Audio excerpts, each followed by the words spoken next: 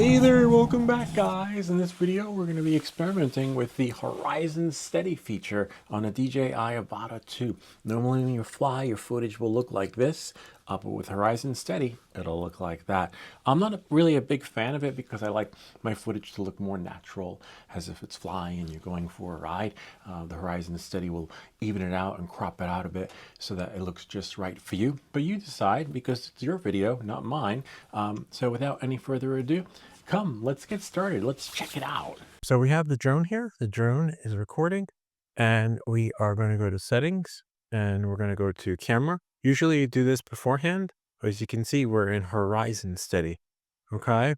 And so HorizonSteady will have the footage be a little bit more stable without that shaky cam. I kind of like the natural footage.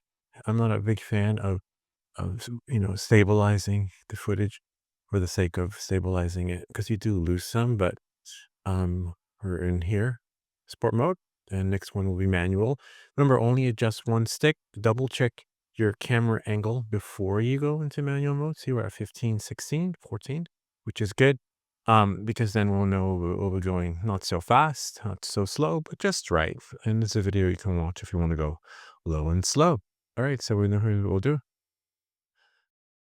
See, now we're in manual mode. So the good thing about manual mode is that you do have a couple of seconds before you can grasp your bearings. Unlike other drones, the ones that you build, you have to really be on your game, if that makes any sense. And we'll just bring it down. Remember, we're going low and slow. We got high wind velocity. And the beauty of manual mode, your footage is already going to be nice and stable, if that makes any sense, because you're keeping the drone nice and steady. So, we're just going to fly around. Remember, know your surroundings. I know that there's a fence there, which was why I came up a little bit, beforehand, and know what's in the area. Sometimes you want to scout out the area before you fly so that you're like, oh, should I go there? Yeah, go, but scout it out so that you know what you might accidentally fly into, what you might want to challenge yourself with, if that makes any sense. Like, I want to go through here, right? I go through there, knowing there's a fence and a door open, and then maybe not go there because there's, you're good, but you're not that good because you know your limitations, right? So, we're just experimenting, seeing what the HorizonSteady will do to the footage. And, you can see kind of neat, watch your area, know your surroundings. We're just going to go over there to the field that we usually go to. As you can see, this is the one where we go low and slow, right? And then looks like, they got a little bit of sun glare. So we can go through there if you want to, right? Maybe not today. Just want to zoom around and down, go low and slow. See, kind of neat, huh? And we'll check out the footage in a bit once we have 81% battery. 3 minutes into our flight, you get good flight time with this battery. Between 8 and 10 minutes, which is ideal. I don't see anything wrong with that flight time. For me, for some folks might feel it's too short, but I feel like it's good enough for me. Uh, oh, I just forgot we're in manual mode. We can flip. See how smooth it is? A little jagged there, but smooth as it can be. And you can see how the yaw, right, is just phenomenal.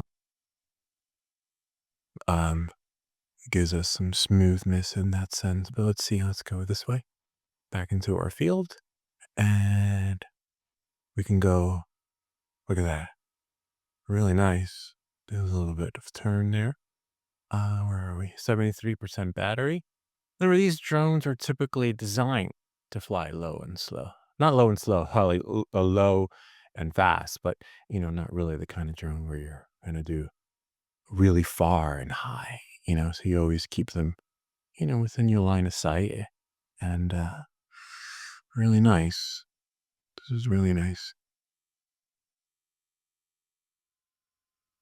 It's cold out, but definitely we have, and we're not going fast. We're just going to keep it between 12, 10, 15, 68% battery. And remember, when you do go faster, the battery will dissipate, you know? So knowing that and moving forward. But the beauty of manual mode, remember, is that you can control the drone. Let's say you want to fly a little path like this, right? You can in manual mode. Or even with your motion controller too. You know, you can say, I want to stay on the path, stay on the, well, sort of. Because remember, people can come out from anywhere on these jogging paths. So unless you close the park for the day or show up at like 5 in the morning, it's the only way you're going to have a guarantee that no one's going to pop out, which is why I like to just stay in the field. But as you can see, you have full control in manual mode if you wanted to fly that path. Or just have your spotter stand there, right? And then you, whatchamacallit, you just tell them to keep the lookout for you. Which is really nice. See? Smoother flight, definitely. Especially on those turns, right? If you do your flip, see how smooth that is? And I can go upwards. For up, I want it for forward flips, I want to be a little bit, whoa, higher, right? And as you saw, and away from people, as you saw, like there was like a little lag there. That's why, no matter how good you are, how much you're like, oh, I got a great drone now. So if you're going to do acrobats, make sure you steer clear from everyone. Um, because there are no guarantees. Like you saw, I'm in a field, and a drone just almost worked its own magic while I was trying to do my own thing. We'll just go around the perimeter of the park, pretend we're flying we're flying the obstacle course on the path on the other side. Whoop, there's someone there. And then they go here. See, just know your surroundings, know everything. Go through there, and go through here. If I do, I'll have to whip out really fast because it's a really tight spot. See? Voila. Nice. And we're at 51% in 7 minutes into a flight, which is just great, you know? Ooh, too low. We gotta be careful. Don't do the limbo. See? And you'll get the hang of it once you, spend a lot of time flying in manual mode. And a park too, you want to fly in an open field. If you don't have access to an open field, take advantage of what you have, whatever size the field is, but you definitely want to practice in a field. Can't go through that net though. Um, yeah, kind of neat. We're at 48%. I like to bring the drone back when it's at 35. 'Cause remember, you need room to land. To come back, you need that extra juice. And you'll notice as I go further away, wow, it's beautiful. But watch that battery. See? And there we are. So we'll bring it in.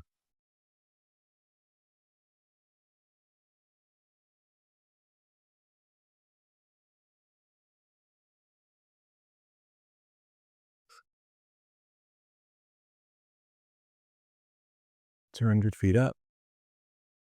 Bringing it in. High wind velocity. And voila.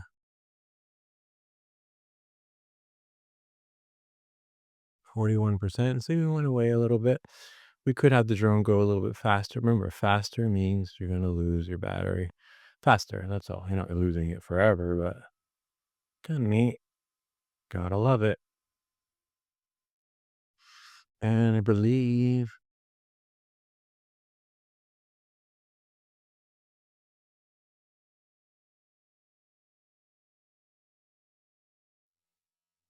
there's our spotter. Or is Ken? Hold on. Let's say hi to Ken. Put it back into normal mode. We have to thank him because he actually has camera glasses on. Uh, and there we are. Oh, whoa. It's in sport mode. There we are. And we'll bring it up a little bit, bring it in a little bit, bring it in, bring it up, and then let it work its magic. Make sure the stick is in the middle. And that's the end of our flight. Hold on 1 second. Oops. Oh, yeah, I see. Sorry about that. I forgot I had the goggles on. Thanks, Ken. It's cold, but it's warmed up, right? Yeah.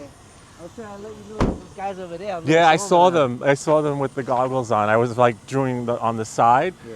and I was like, oh, there go the guys there. So then I like wiped, but then I didn't realize I had lacrosse sticks.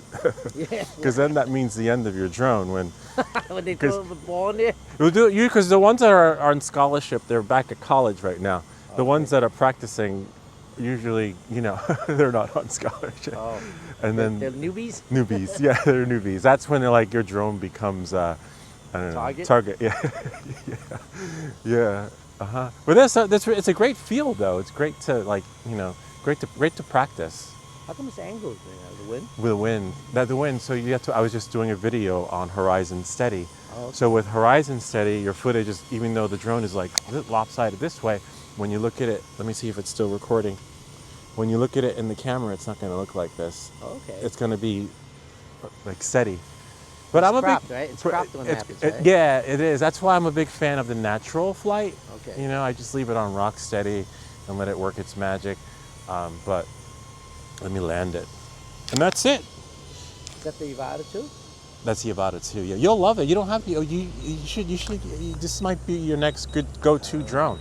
Kind of neat, huh? Not bad. It does give you that look you're looking for if you don't want that rock steady and you just want things to look nice and smooth and just right for you. But, to each their own. But now you know what to do if someone says, hey, can you make it better without using the Gyroflow application, because it'll pretty much do all that for you. But some folks still like the Gyroflow too. So that's pretty much it. I hope this video helped you in better understanding the HorizonSteady feature in your DJI Avata 2. Anyway, if you have any comments or questions, feel free to leave them down below, or ideas for other videos. Remember to like and subscribe, and I'll see you all next time.